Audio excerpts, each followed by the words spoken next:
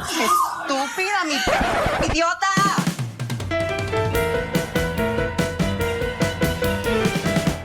Hola, les damos la bienvenida a otro episodio de Estúpida mi podcast, un podcast del Club de Lectura Iconografías. Mi nombre es Jesús y como siempre me acompañan Esteban, hola, y Sebas. Hola. Y hoy vamos a tratar un tema muy especial que es los cuerpos en tránsito. O las identidades en tránsito también. O las identidades en tránsito. O las personas trans. Ya hay 3 términos que Jesús va a repetir durante todo el episodio. Ya saben. Suelo hacerlo, gracias. Entonces, para abordar este tema lo que quisimos hacer fue dividir este episodio en 2 partes. La primera, que es esta, donde vamos a hablar de un producto de consumo cultural específico, que es la serie Cristina la Veneno.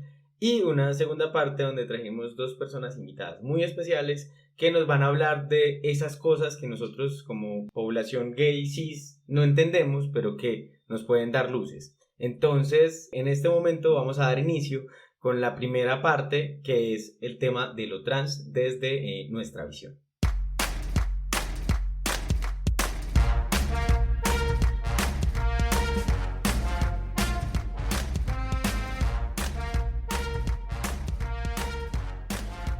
Entonces, yo creo que lo primero para empezar a hablar de esta idea de lo trans, ¿cierto?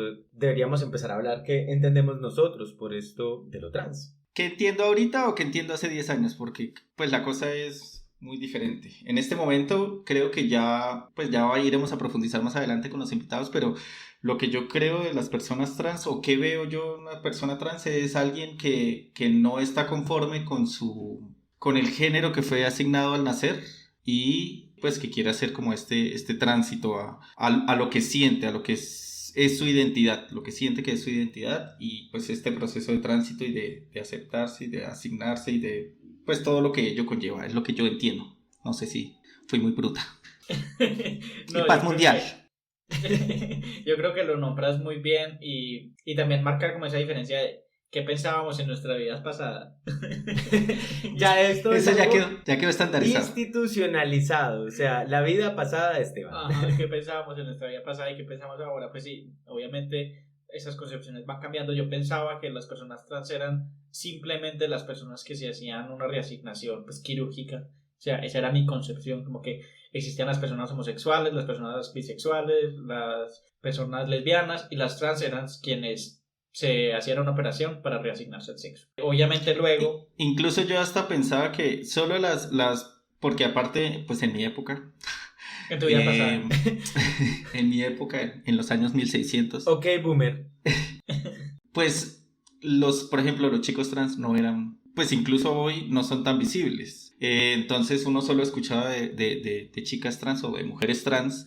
Y para mí con que ya tuvieran, o sea, ni siquiera tenían que tener operación en sus genitales, sino con que tuvieran senos, ya estuvieran operadas de los senos, ya para mí eran personas trans. Entonces, sí había un montón de confusión, que ya pues más adelante hablaremos de eso, pero pues sí estoy ahí como de acuerdo con lo que dice Esteban en cuanto al concepto que tenía en ese momento. Sí, ya luego también con este tema de entender qué es el género y separarlo un poco de el sexo biológico y de la genitalidad, que uno se empieza a hacer como esas preguntas. Entonces, ¿por qué también existen las personas intersexuales? Y por qué lo masculino y femenino no es algo que esté determinado biológicamente, sino que también son actitudes que uno va aprendiendo. Ya uno empieza como a entender también que ese tránsito no es necesariamente ligado y no es particularmente ligado a los genitales, sino es hacia una identidad propia y a cómo te ves y a cómo te ves reflejado con esa idea de género, que en un particular contexto puede ser una idea, pero en otro puede ser una diferente. Y creo que eso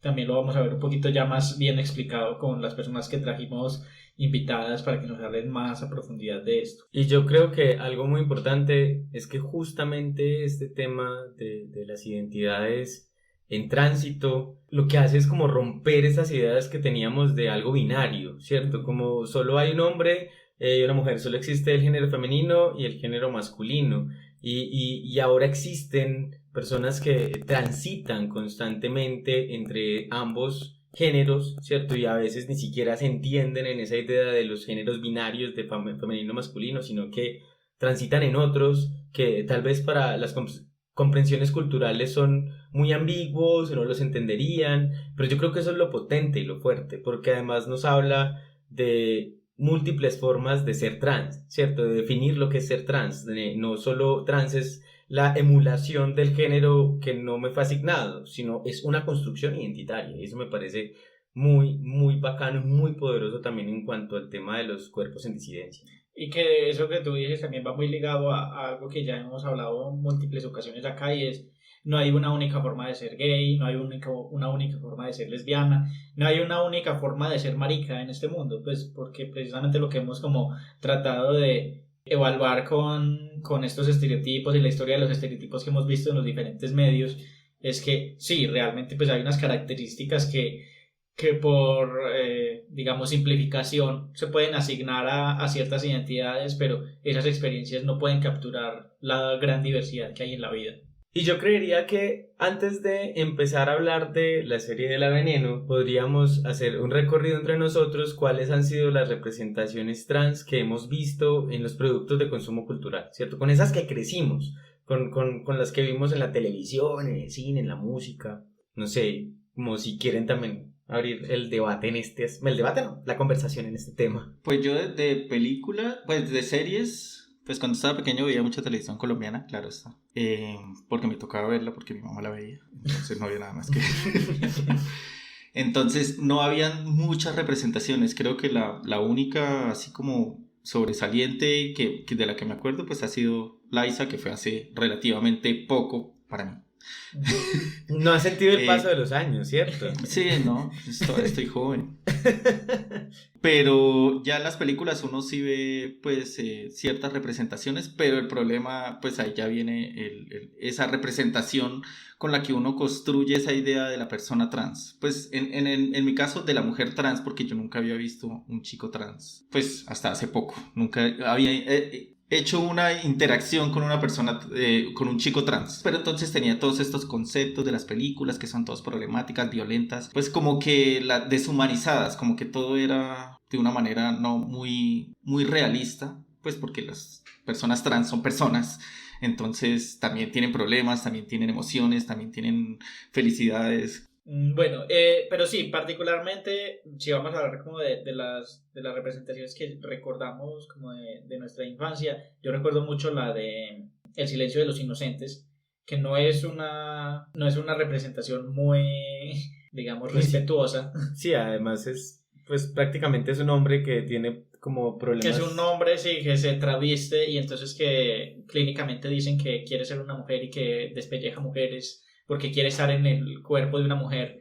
Y yo recuerdo mucho pues que esa era como de las primeras representaciones que yo recuerdo y me daba mucho miedo, pues porque precisamente esas representaciones lo que buscan en la gente es como infundar ese miedo, como que no, esas personas son peligrosas y tienen algo raro, un rayo en la cabeza, entonces no se les acerque. Esa es de las primeras que recuerdo. Luego también pues en la televisión colombiana recuerdo a Liza, que también fue como muy interesante porque sí fue un éxito en la televisión y mucha gente pensaba que iba a ser, que pues como que los iban a boicotear, que iban a tupar el programa, y bueno, finalmente todos los personajes en esa telenovela fueron una caricatura, no solamente ella, entonces digamos que a pesar de que no es la mejor representación, pues se cuenta ahí. Sí, dentro del contexto de la novela o de la serie o como lo quieran llamar, tiempo, pues estaba bien. Y del tiempo. Y del sí. momento, sí. Uh-huh. Sí, y ya pues otras representaciones transmasculinas, creo que ya hemos hablado aquí de Boys Don't Cry, que también la vi y me pareció súper fuerte. Entonces sí, como que siempre esas historias eran muy trágicas. Yo creo que hay algo muy teso, y es que la representación de la persona que transita el género violenta, esa persona que es violenta, era como la más visible en todos los productos de consumo cultural. Yo me acuerdo, por ejemplo, Psycho. Pues a mí no me tocó ver, obviamente. Para los que hablan español. Ay, no, perdón. A mí no me tocó, obviamente, verla en el cine, efectivamente. No llegó a ser así de viejo. Pero después, cuando la vi, cuando empecé. Atrevido. Cuando empecé a hacer como la exploración cinematográfica que uno hace, claro, uno, ay, sí, esa película tan genial, pero la representación es dañina también, ¿cierto? El tema del personaje que entonces se viste como mujer puede matarte. Lo mismo pasaba con Buffalo Bill de El silencio de los inocentes, sí. Y no, y así ha pasado durante muchas películas. Por ejemplo, también la de una incluso de comedia, que también es el otro lugar donde se pone a las personas que transitan en género, es la de Jim Carrey, creo que era Ace Ventura, Ace Ventura, sí. que además es horrible esa escena, sí. bueno, pero también que se espera de Jim Carrey, pero era como esa escena donde muestra que, ay, ella no es una mujer, es un hombre, y todos vomitan, ¿cierto? Entonces a mí eso me parece súper teso porque uno no alcanza a dimensionar en retrospectiva todo el daño emocional que eso le puede hacer a uno y eso que uno no hizo el tránsito. Ahora imagínense para las personas que hacen el tránsito, que desean hacer el tránsito, que desean romper esta idea del género, esas representaciones deben ser dañinísimas, porque lo que te dicen es que está mal, entonces te vas a tener que esconder y la sociedad nunca te va a aceptar. Entonces eso siempre me ha parecido súper doloroso, porque incluso muestran también que las personas que hacen el tránsito habitan lugares súper sórdidos todo el tiempo, o sea, solo son lugares sórdidos donde hay violencia, donde que además todo es oscuro, todo es de peligro. clandestino. Sí. Ajá, y eso también, o sea, eso es un círculo, siento que es un círculo porque efectivamente es el lugar donde la sociedad ha querido poner a las poblaciones trans en lugares sórdidos, oscuros, donde no se entre ni entere la otra parte de la sociedad, pero también al replicarlo constantemente en los productos de consumo cultural lo que creamos es un ciclo, ¿cierto? Entonces vemos que las mujeres trans tienen que estar ubicadas en lugares sórdidos y siendo prostitutas, y avalamos esa idea, ¿cierto? Creemos que esa idea es la correcta, la que debe ser. Por ejemplo, cuando yo les he contado mucho esa historia, pero creo que aquí vale, como el tema de cuando yo salí del closet, incluso mencionando... ¿Con las arepas? Con las arepas, toda mi vida ha sido tramitada por las arepas. Cuando empecé a nombrarme como gay, lo primero fue como, ay, pero no vaya a maquillarse, no vaya a hacerse peluquero. Entonces, que uno dice como hay lugares específicos y la gente tiende a pensar que el lugar específico de una trans, que no está mal también, que eso es otra cosa por reivindicar, debería ser una peluquería y hay un abanico más Y grande. eso en el mejor de los casos, porque el resto es prostitutas. Exacto, y lo peor es eso, que eso es en el mejor de los casos, o sea, que es como la cúspide a lo que pueden aspirar según la sociedad cuando tienen todas las capacidades que tendría cualquier persona, porque es eso antes que nada, persona, ¿cierto? Entonces eso a mí toda la vida me ha pegado un rayón súper duro y por eso también me encanta que en estos momentos, aunque seguimos cargando lastres horribles y un montón de deudas con las poblaciones trans que se siguen muriendo, que las seguimos matando, creo que, por ejemplo, nomás colocarles hoy, hay una marcha, sé que van a escuchar este episodio después, pero ver que 3 chicas que están haciendo voguing, que son chicas trans. Para dar contexto, estamos ubicados en Colombia y hay unas marchas con reivindicaciones sociales de mucha índole, obviamente pues marcadas por una reforma tributaria, pero se están reivindicando un montón de luchas sociales y se han hecho muy famosas unas manifestantes que hacen voguing en las protestas y me parece algo maravilloso. Sí, además que todo, pues uno ve que las replican en redes sociales y eso también es como eso, pues la disidencia, el tema de la fuerza de resistencia y que también son voces, ¿cierto? Porque eso es otra cosa, que han colocado tanto a las poblaciones LGBTI y principalmente a las mujeres trans y a los hombres trans como en puntos débiles, como que pues no tienen incidencia política y como que aquí decimos, no, mi ciela, hay una incidencia política que todavía hay que reivindicar todavía más. En estos momentos he visto muchas peticiones como la inclusión tiene que ser, contrate también personas trans. Y no porque tenga que hacerlo, sino pues por sus capacidades. Es que nada determina las capacidades de una persona. Eso es un tabú que hay que empezar a romper. Que por cómo se vista, pues es que eso no determina la capacidad de nadie. Entonces ahí es donde yo siento que también hay muchas cosas que luchar todavía en una sociedad donde relegamos constantemente y negamos lo que decían ahorita los hombres trans. Son súper negados todo el tiempo. Sí, como digo, yo nunca había visto, o sea, por ejemplo, yo me acuerdo cuando yo salía de rumba en Bucaramanga y uno veía a mujeres trans y pues todas tenían la fama de, uy, no se le acerque, no, ni se le o sea, llegaban a la barra y ustedes saben que las barras de todas las discotecas siempre están llenas porque todo el mundo está pidiendo trago, pero llegaba una mujer trans y todo el mundo se corría porque no, es que si medio miramos mal seguro nos pega, entonces era como este estereotipo que todo el mundo tenía y si uno se sentaba a hablar con ellas eran súper relajadas, o sea, no estaban buscando problema ni nada, simplemente querían ser ellas y se mostraban como eran y ya. Y lo que también pasa a veces que se percibe como violencia es también entender un poco el contexto en que estas personas se mueven y a las que las hemos empujado O sea, si son violentas es porque se tienen que defender, porque en la calle Claro, las atacan, la policía, las personas, cualquiera que pase, la les misma pega. comunidad. Exacto, entonces digamos que a veces sin justificar la violencia, digamos que también hay como que entender un poco de esos contextos donde las hemos empujado como sociedad y bueno, pues por eso también es como entender un poco. Y me parece también chévere como el recorrido que hizo ahorita Jesús sobre diferentes representaciones. Me recordó también un documental muy chévere que hay en Netflix que se llama Disclosure, que precisamente hace como todo un recorrido de estas representaciones trans en el cine hollywoodense, pues particularmente porque es un documental hecho en Estados Unidos y muestra como todo ese recorrido desde Psicosis, desde estas películas, como algo similar a lo que hicimos ya en nuestra primera temporada donde hablamos de representaciones diversas en el cine, con el código Hays y donde surgieron todos estos estereotipos, pero más enfocado pues a las personas trans y cómo han evolucionado y cómo también no solamente los papeles que se representan en las películas y series, sino también los papeles como de productores, de escritores, dirección, donde tenemos pues ejemplos como las hermanas Wachowski que hicieron su tránsito a la vida pública, pues a los ojos del público y que han seguido haciendo producciones también con una visión que ellas mismas le imponen a sus productos como Pose, del que ya hemos hablado acá también. Entonces es un recorrido muy chévere sobre historia y representación en el cine hollywoodense por si lo quieren ver.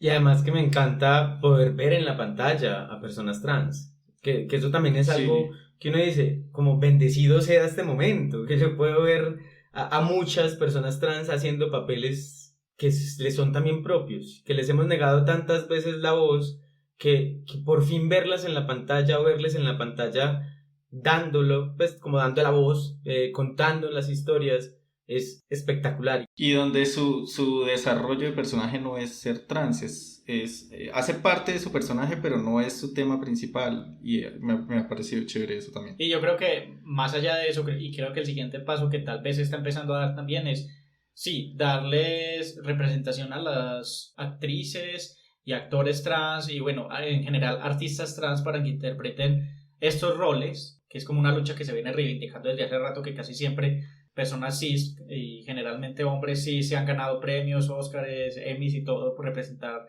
personajes trans. Pero estamos hablando a ti, Jared Leto. Pero nunca se había dado la oportunidad que las personas trans que ya existen en el oficio de la actuación, personas formadas y no tenían la oportunidad y ya se está dando esa oportunidad, pero también el reto ahora es que no solo se encasillen en esas historias. Pues si hemos permitido que personas cisgénero protagonicen historias trans, que tampoco creo que esté mal porque pues precisamente eso es el oficio de la actuación, ponerse en los zapatos del otro, pues precisamente estas personas trans también pueden seguir interpretando roles cis. Exacto. Y por ejemplo se me viene a la mente el personaje de Candy en Pose, que también está interpretando a una mujer que nunca nos dicen si es trans, cis y que no nos debería importar en American Horror Story. Sí. En la temporada de 1984.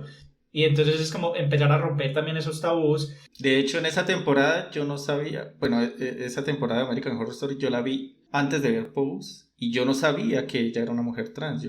Angelica Rose se llama. Sí.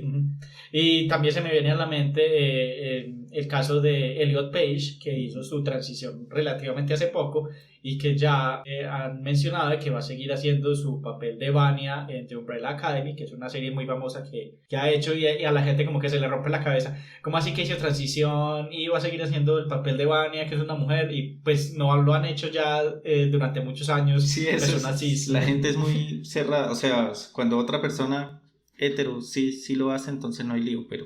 Y si nos vamos pues a los inicios de la actuación con el teatro, antes las mujeres no podían actuar, entonces todos los papeles femeninos los hacían hombres y pues... Con vestidito y todo, sí, exacto. Entonces, pues, me parece chévere esa representación. Pues sí, todavía falta mucho, como dice Jesús, pero pues los pasos que se han visto ahora, los avances han sido interesantes en estos últimos años. Y yo creo que es un tema de oportunidades laborales también, que eso es algo que es la deuda más grande. Yo creo que tenemos en estos momentos, pues no una, en realidad son muchas, pero una de las deudas más grandes que tenemos en estos momentos, que yo no sé cómo tiene que impactar a la cultura, es que hay que abrir a las personas trans que están haciendo el tránsito o que su género no concuerda con los géneros asignados, las oportunidades, porque si no estamos replicando las desigualdades sociales que nos tienen marchando en estos momentos, ¿cierto? Es como esas cosas no se pueden seguir dejando pasar, porque estamos arrastrando a muchas personas al hambre, a la pobreza, a la exclusión,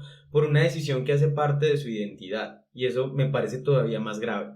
Yo quería mencionar otro de los personajes que también me pareció bacano que estuviese en una película que quedó nominada recientemente al Oscar, Promising Young Woman, que Laverne Cox, que ahí tampoco nos dicen que es trans, y no nos tienen que decir, y es un personaje empático que se preocupa por su amiga. Entonces eso me pareció también bacano, que ahí está, ¿cierto? Es ella, y a nadie le tuvo que decir que era trans, y está bien, y hizo un papel. Entonces eso me parece genial. Y no nos debe importar si está haciendo el papel de una mujer en una película y en un contexto particular. Y creo que también un poco, no solo hablando del mundo del entretenimiento, películas y series, sino también necesitamos ir construyendo íconos de personas trans que podamos ver y que sean visibles. Se me ocurre también el caso de Colombia de Brigitte Baptiste, que es una bióloga muy tesa que ha hecho pues muchos aportes en el campo de la academia desde lo que ella sabe, y ahora es rectora de una universidad muy importante en el país. Entonces es también como ir mostrando que las personas trans pueden escoger y pueden tener un futuro diferente y tenerlos ya como en el panorama normalizado, en el panorama mainstream. Y entonces, en todo este viaje que hemos hecho y todo este viaje que nos ha traído hasta acá, hasta el cine, la televisión y toda la literatura que hemos construido, nos encontramos el año pasado con una serie muy bonita, muy emotiva, que nos tocó el corazón, que se llama Veneno. La Veneno. ¿Es La Veneno o Veneno? Veneno. La serie se llama Veneno. Bueno, Veneno. Y es inspirado pues en el personaje de La Veneno, Cristina La Veneno, que fue una vedette trans española. ¿Qué es una vedette? Muy famosa. Porque eso suena como a una herramienta del baño. Una vedette es Suena como a Amparo bidet. Grisales aquí en Colombia. Es una celebridad que es conocida simplemente por su fama. O sea, hacen de todo, pero finalmente son conocidas es porque son famosas. Hacen fama por eso. Las Kardashian son una vedette. Es como la evolución de la socialité de las cortes. Sí. No nos pusimos refinados. La socialité, hueputa. Yo aquí buscando en Google qué es esa mierda de socialité. Entonces ella surgió a la fama en España. Ella fue una prostituta y una vez hicieron un reportaje en uno de los parques donde ejercían prostitución en España en los 90, y la entrevistaron a ella, y como que esa entrevista fue súper famosa, fue vista por todo el mundo, y bueno, la buscaron luego para que la invitaran al programa donde hicieron el reportaje, y ya de ahí como que su personalidad la hizo todo un éxito, la siguieron invitando a través de los años. Entonces digamos que inicialmente es una historia de una mujer que también fue abusada por ese mundo del entretenimiento, Como suele pasar. Y es como la historia de todo esto, de cómo surge y también cómo ayuda a otra chica que ya en los años posteriores como que creció viéndola en la televisión y diciendo, esto se puede hacer, esto es una opción de vida, y luego escribió un libro sobre ella, se conocen, y bueno, ahí está la historia de la serie. De la serie. Sí, pues yo creo que podemos hablar un poquito de quién era justamente Cristina La Veneno. Pues ella nace en Adra, en España, en 1964. Como dijo Esteban, era actriz, modelo, prostituta y vedette. Que además es muy importante lo de prostituta porque ella nunca lo negaba. Exacto. Que ella incluso cuando empezó ya a trabajar en televisión, pues en las entrevistas y en los programas que hacía, intentaron blanquear su imagen como, sí, es una prostituta, no, es una actriz, es modelo, es vedette, y ella no, pues también fui prostituta y es algo de mi vida y de mi pasado. Incluso ahí pues también está el tema de que ella seguía ejerciendo la prostitución cuando estaba en la fama también. Entonces, y yo en esa escena no puedo sino acordarme de como la Pocahontas. ¿Tú qué eres, hombre o mujer? Que yo que soy un semáforo, mi arma. De sultana, de mora, de india, como la Pocahontas. Amo esa parte, por cierto. Ella entonces, como dijo Esteban, salta a la fama por una entrevista que se le hizo en 1996 para el programa llamado Esta noche cruzamos el Mississippi, que incluso de ahí sale la canción que le hicieron para la serie, que es muy linda. Y bueno, posterior a esto el programa acaba y ella empieza como a buscar la fama en otros espacios. También va contando como la historia de cómo tuvo relaciones tortuosas hasta terminar en la cárcel en el año 2003, y creo que esta parte es muy importante mencionarla porque lo que ella cuenta es que al no reconocerla como mujer, lo que hicieron fue llevarla a una cárcel de hombres, y obviamente que es lo que le pasa a muchas mujeres trans, y supongo que también le puede pasar a muchos hombres trans, aunque deben tener tintes diferentes, pero al una mujer trans ir a una cárcel de hombres, entonces ya fue violada, maltratada, ultrajada, su identidad le fue robada y ella le negaron el acceso a su tratamiento hormonal. Exacto, y ella lo cuenta como algo muy traumático. Entonces ella estuvo en la prisión 3 años y es en el 2006 donde ella regresa a los medios, pero como pasa, aquí hay que hacer una anotación importante, como suele pasar, que hasta ahora he visto y me alegra y lo recibo con el corazón, que muchos movimientos se estén interesando por cómo los medios de producción, de comunicación, han tratado a las mujeres. Y aquí voy a colocar también cómo han tratado a las mujeres trans. Lo que está pasando con Britney no es gratis, el tema de hasta la reivindicación de Lindsay Lohan, todas esas cosas, porque los medios han tratado muy mal lo femenino, lo utilizan, lo construyen y lo destruyen a su antojo. A la celebridad femenina, sí, se lleva hasta un pedestal para tumbarla como el ícono que representa todo lo malo de la sociedad. Y después siguen hundiéndola. Entonces justamente esto pasó con La Veneno cuando regresa a los medios, que empezaron a utilizarla como el medio para reírse, la forma de burlarse, era como el titular de la risa, entonces eso es muy teso. Y es en el 2016 donde ella vuelve a ganar fama por las memorias que construyen justamente, que se llama Memoria, ni puta ni santa, Memorias de la Veneno. Que lo escribe Valeria Vegas. Podemos hablar ahorita más con spoilers de la serie, pero a grandes rasgos es eso. Pues, es la historia de una vedette trans, de una mujer trans que llegó a la fama en España en los 90 y el encuentro de ella con una chica que estaba buscando su identidad, que es Valeria Vega, y que gracias a eso pues también ella hizo una carrera académica. Antes de pasar a hablar con spoilers de la serie, obviamente les traigo mis datos curiosos.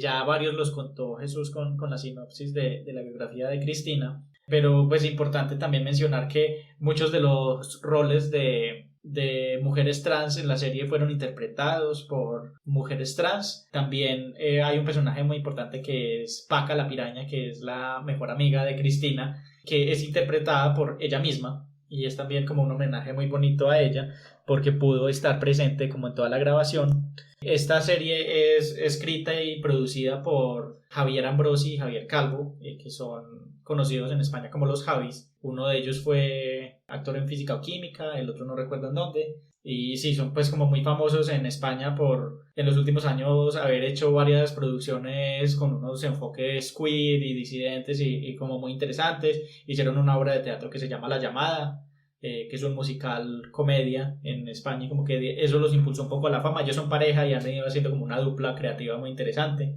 También tienen otra serie en Netflix que se llama Paquita Salas, que también es una comedia muy chévere, interesante y una visión sobre el mundo del entretenimiento español. Y muy sensible. Y también hay unos cameos interesantes en la serie, pues uno que es el de, bueno, no es un cameo, es realmente ella interpretando su papel, que es Paca la Piraña, y el otro es la misma autora de la biografía de La Veneno, que es Valeria Vega. Ella hace un cameo como una editora de una revista y conoce al personaje que la interpreta ella misma, entonces es como un cameo muy chévere. Y ya, esos son mis datos curiosos. También en el final de la serie hay un cameo del que fue presentador del programa de Esta Noche Cruzamos el Mississippi. Del programa de Esta Noche Cruzamos el Mississippi. Bueno, no, yo creo que con todo esto que hemos hablado, pues no les hablamos en serio de qué se trataba pues sí les hablamos de qué se trataba la serie porque se trata de la vida de Cristina. Entonces, a partir de este momento vamos a empezar a hablar con spoilers de la serie. Si no se la han visto, les recomendamos que se las vean porque es una serie muy bonita. Y si no les importan los spoilers, quédense con nosotros para escucharlos. Señoras y señores, aquí, esta noche, Cristina, La Veneno. Sí, llámame Cristina porque mi nombre no es Veneno, es un apodo. Esta serie, la verdad, a mí me encantó. Yo puedo decir que esta serie, durante los 8 episodios, porque la serie es cortica, es una miniserie, pero pues voy a dar desde mi punto de vista, la serie es un terrorismo emocional de una manera. En un episodio, en todos los episodios uno puede tener todas las emociones que se le ocurran al tiempo. O sea, uno puede llorar, uno puede reírse, uno puede preocuparse. O sea, la serie me parece que está tan bien hecha y está bien creada para humanizar al personaje. y para que le llegue a uno, pues de verdad como al corazón. Entonces, pues yo en lo personal amé mucho la serie, creo que se ha vuelto, pues se volvió una de mis series favoritas en los últimos años. Y siempre que me encuentro con alguien como que, ay, recomiéndame una serie, le recomiendo esa. Ay, pero ¿dónde la veo? Y yo, pues búsquela, porque ¿qué puedo hacer? No está en ninguna de las plataformas, no está en Netflix, no está en Amazon, no está en ningún lado. Creo que está en HBO Max, pero pues eso no está en Latinoamérica, así que bailas. Pero sí, la serie a mí la verdad me encantó, me pareció muy bien hecha. Y otra cosa que me parece muy chévere es que al principio de la serie se menciona que esto es un viaje por la vida de Cristina, pero que también tiene partes de ficción y hace mucha similitud a lo que era ella. O sea, cómo ella contaba sus historias, a veces exageraba cosas, y la serie también me parece muy chévere que lo haga de esa manera pues como para darle el homenaje del punto de vista de Cristina. Entonces, pues sí, yo amo la serie y creo que la vería como 10.000 veces. Y en todas lloraría. Sí, que además me parece muy interesante que la serie tampoco nos romantiza el personaje de Cristina. Nos muestra también todas sus fallas, lo difícil que era manejar su personalidad. O sea, nos muestra una persona completa, o sea, con toda su humanidad, que igual aún así, con lo difícil que podía llegar a ser, también nos encariña a ella y a sus luchas y a lo que ella representó también, porque también a mí me impresionó mucho como ya hacia la mitad de la serie, cuando se revela que ella fue analfabeta ya hasta el final de su vida, ella no sabía leer ni escribir, y uno dice, uy, esta mujer con todas las oportunidades negadas y lo tan alto que llegó, y entonces es una figura que también podría ser divisiva. Yo creo que hay también una escena al final que a mí yo me identifico mucho. Cuando ya se publica el libro, Valeria va a una librería y se encuentra con la vendedora de la librería, que le dice, estoy esperando tu siguiente libro, me encantó este libro, y le dice, yo antes veía a Cristina como una figura que solamente quería replicar como el tránsito binario, y no me identificaba con ella, pero después de leer tu libro me di cuenta que ella caminó para que nosotras pudiéramos correr. Y sí, yo creo que yo también, si me hubiera acercado a la figura de Cristina antes y sin conocer como todo este contexto, si la hubiera visto como así, como la vedette que fue, yo diría, no, pues es una mujer que se aprovechó del histrionismo para llegar a la fama y ya, no mucho más, no tenía más profundidad. Pero como conociendo un poco esta historia y el contexto y todos los personajes que hay alrededor de ella, todo el contexto de la prostitución, de su tránsito, de su familia, creo que humaniza mucho también como estas luchas, y es ver la vida de una persona como algo valioso. Esa persona es valiosa porque vive. Yo creo que algo que es muy importante en ese aspecto es que la historia, como dices, es de luces y sombras. La sombra finalmente es lo humano, que Cristina tenía un temperamento difícil según la relatan muchas personas. Pero la luz también creo que la construcción que hace Valeria y que replican en la serie, y es el tema pero solo era una mujer buscando amor, ¿cierto? Y cuando digo amor no era el amor de un macho, no, era el amor, buscando aceptación, buscando, entonces todo ese trasegar, porque lo que dice Esteban es cierto, pues literal uno tiene un vaivén de emociones que no puede controlarlas, es justamente eso, lo que hace humano esa historia, y me parece muy bonito, porque sí, nos va mostrando partes muy feas también, cuando ella, por ejemplo, deja tirada la amiga Paca. Así que pelean. Incluso cuando ella murió estaban peleadas, ellas nunca se reconciliaron en vida, y que también es muy bonito lo que hace la serie al final, pues reimaginando el funeral de ella, donde Paca va en un taxi desde Valencia hasta Madrid, y llega al velorio y se despide de su amiga. Es también como un homenaje muy bonito a la figura de Paca, que pues finalmente ellas pelearon porque Cristina en público la acusó de robo, y no terminaba en los mejores términos, porque así es la vida, a veces uno se pelea y no tiene tiempo de reconciliarse, y la serie también hace como ese homenaje muy bonito. Y además que lo bacano es eso, que el homenaje fue para los que están vivos. Pues Cristina ya se murió, efectivamente ya se murió, pero el homenaje era para los que estaban ahí, como que Paca tenía que cerrar sus heridas, ¿vale? O sea, eso también me pareció muy lindo, porque claro, al final puede parecer un final edulcorante, pero también era necesario para eso, para contar que los que siguen vivos todavía tenían heridas que tal vez narrar esta historia tenía que cerrar, o heridas que narrar esta historia podía tramitar, y eso me pareció muy divino, ese aspecto. Pues ahí al final, lo que dices, el final a mí me pareció agridulce, porque si se acuerdan, están los dos paralelos entre el funeral que le hubiera gustado a Cristina, y lo cuentan, y el funeral real como fue Entonces, pues también hay como ese final agridulce que no todo fue hermoso y no todo fue lindo y no vivieron felices para siempre, pero ese final me pareció muy chévere. Y otra cosa que me encantó mucho fue la actuación de el niño, o sea, la primera infancia, porque la serie nos muestra como diferentes etapas, el niño, el adolescente, luego ya cuando hace la transición y diferentes etapas de la transición también, la vejez, pues, y digo vejez con unas grandes comillas porque pues ella también murió muy joven y fue una muerte violenta, como generalmente pasa con las mujeres trans. Pero la parte de la infancia me pareció hermosísima. Ese es mi episodio favorito, ese es el segundo. Me pareció hermosísima, aparte de la actuación de ese niño, me pareció espectacular. O sea, yo no soy de los que dice, ay, tan lindos los niños, en general no me gustan los niños, pero ese niño me pareció tiernísimo. Y como hablaba con el amiguito, era hermosísimo. Y la escena de cuando va a la primera comunión y usa su vestido de primera comunión como falda y lo luce y es una diva reina potra. Divasa. Me encanta, o sea, es una escena hermosísima. Sí, entra así como desfilando, como mostrando el vestido que lo había modificado y se arrodilla frente al padre, abre la boca para recibir la y mira a la mamá. Sí. Y la mamá lo mira así como, uy, lo voy a matar. Pero es que sí, creo que ese es el episodio para mí en el que más al mismo tiempo me reí y lloré. O sea, como que lloraba y después me hacía reír y se me olvidaba que estaba llorando y después volvía a llorar y yo, oh Jesús, me va a morir acá. necesito un trago.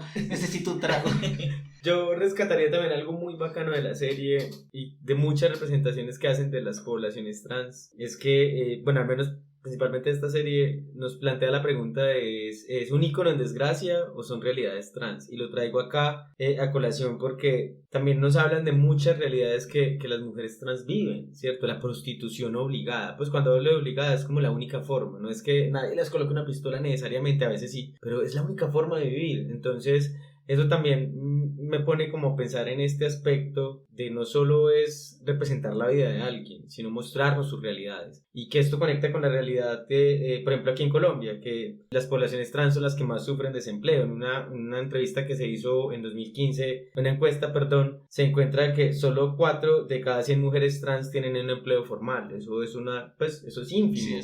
Sí, eso no es nada. Entonces, ahí sí respondemos la idea de pues, a dónde las dejamos o a dónde las trasladamos a ciertos lugares específicos y ciertas labores específicas, que también siento que la serie lo muestra cuando ella empieza a hacer la transición, que estaba trabajando en un hospital y pasa que él le dice como, ay, es que como tú estás ya no representas como lo que podemos ser, mejor consíguete un trabajo más acorde a ti, ¿cierto? Esa frase a mí me dejó rayando la cabeza mucho rato. ¿Y cuál es un trabajo más acorde? Es una persona. Entonces, pero eso pasa y pasaba y sigue pasando constantemente. Sí, y yo creo que también la serie hace un paralelo muy interesante entre la vida de Cristina y la vida de Valeria, también atravesados por dos cosas. Una cosa es el tiempo, pues el tiempo en el que le tocó crecer a Cristina también, las luchas no estaban, como digamos, tan visibles, y el privilegio de clase, es que digamos que Valeria también era una chica de clase media alta, digamos, que tuvo el apoyo de su mamá, que tenía pues estudios, que pudo acceder a un estudio, a una educación superior.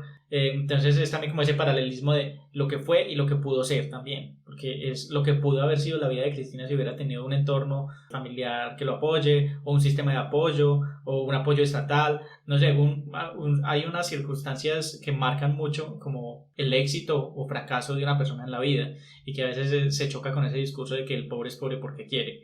Entonces creo que ese paralelismo con Valeria es muy bacano, y que además también pone un poco el foco en Valeria, que es quien escribe el libro. Ella, bueno, empieza con la idea de escribir el libro cuando está estudiando su carrera, como para hacer la tesis, luego lo abandona un poco y empieza como a tener éxito en su carrera profesional y se aleja de ese mundo. Cuando empezó a hacer las entrevistas como del mundo de las chicas trans de Valencia, de la prostitución, ella inicialmente cuando hizo como su transición se apoyó mucho en ellas, y ya luego, como su privilegio la fue llevando por otro camino, se olvidó de eso, y con los años, cuando vio que Cristina estaba enferma, como que hizo esa reflexión, que me olvidé de ellas, me olvidé de nosotras, me olvidé como sí, me olvidé de esa comunidad, porque ahí sí podemos hablar de comunidad que me dio tanto apoyo, y yo en este momento estoy en una posición en la que puedo hacer algo más por ellas. Entonces creo que eso es también lo que hacen figuras como aquí en Colombia Brigitte Baptiste, que desde que es rectora de la universidad también ha promocionado programas de becas para personas trans, y es como también dentro del mundo trans también hay diferencias de privilegio que están marcadas por por la clase, que están marcadas por la raza. Entonces es también como ver las cosas con sus matices y decir que desde nuestras propias trincheras podemos hacer una diferencia. Y yo le agregaría algo a la historia de Valeria, y es los miedos que cargamos, ¿cierto? Ahí cuando Valeria empieza a salir, cuando Valeria empieza a configurar su identidad sin decirle a su madre, empieza a aceptar los miedos que, por ejemplo, le va contando Cristina de lo que pasó con sus familiares, de cómo la rechazaron o las otras, y ella se empieza a cargar de ese miedo, porque finalmente es la herencia que hay. Entonces ella nunca le dice a su mamá y empieza a enfrentarla pensando que la va a rechazar. Y la mamá ni sabe qué es lo que... O sea, como cuénteme, como hábleme qué es lo que pasa, porque usted todo agresivo, porque en ese momento todavía era un chico. Entonces como que cuénteme qué pasa. Y entonces pues ya se ve cómo se desarrolla la historia de Valeria. Y me parece chévere que es... Bueno, en el caso de Cristina, que sí como cuentan la historia desde que estaba pequeño, habla de cómo él era cuando era hombre, su nombre, cuando era hombre, todo eso.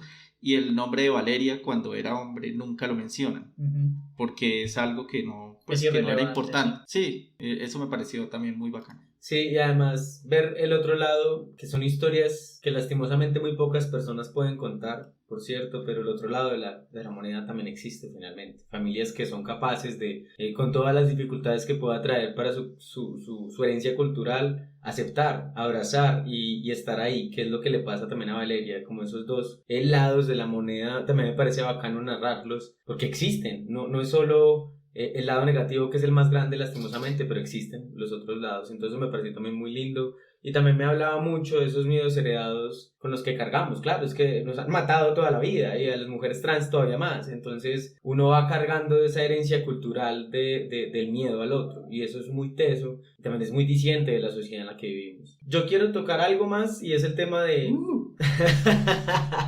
y es el tema de lo de la cárcel, que también me pareció muy teso, y era como, al no ser considerada una mujer, que además es como uno de los capítulos más fuertes, que es cuando la meten a la cárcel, le cortan el pelo, porque además le quitan su identidad, la violan constantemente. Eso me pareció súper duro en muchos aspectos. No le dan las hormonas. Exacto, le quitan sus hormonas. Entonces, como que también representar esas realidades tan tesas, tan fuertes, no es la primera vez que alguien lo hace, pero siempre también me parece necesario cuando esas historias son contadas en algún aspecto.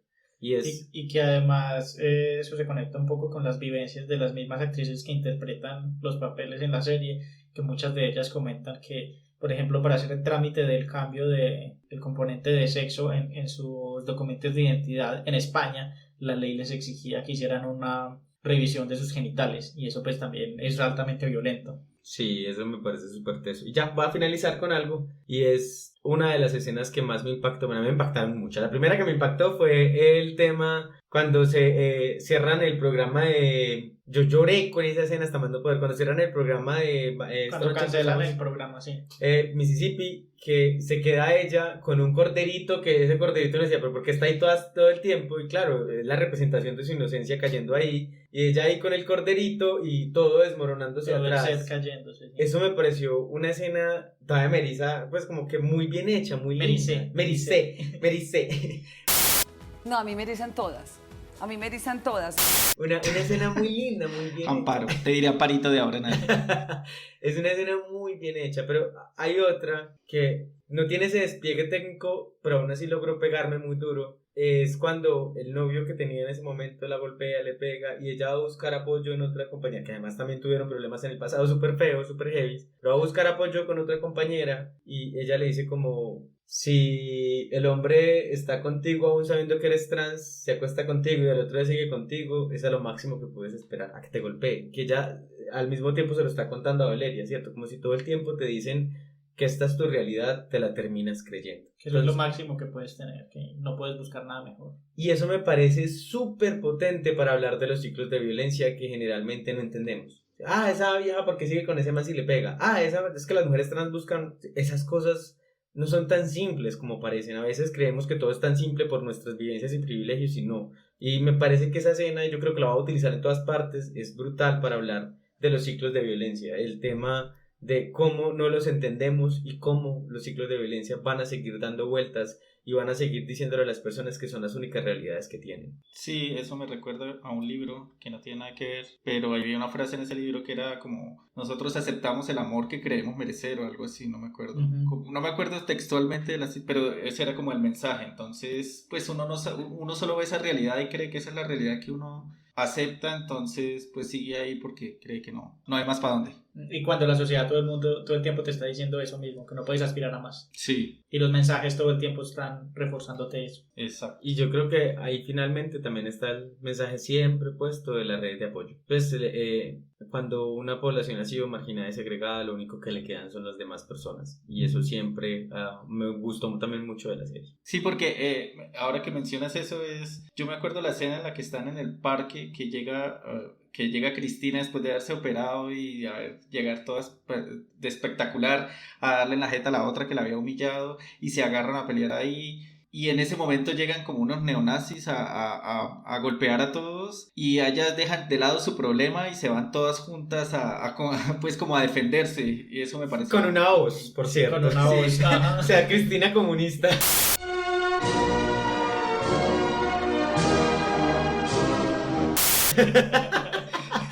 Sí, ahora van a decir que es comunista. Pero sí, esa escena también me pareció muy chévere porque creo que sí representa bastante, pues por lo poco que sé de las comunidades trans, porque tampoco es que sea conocedor, pero siento que ellas sí tienen una unión un poco más fraternal que el resto de las siglas de la comunidad. O más sorora en este sentido, es de sororidad. sorora. Sí. Y porque les toca, porque es la única forma de defender sus vidas. Exacto. Siempre es importante recalcarlo.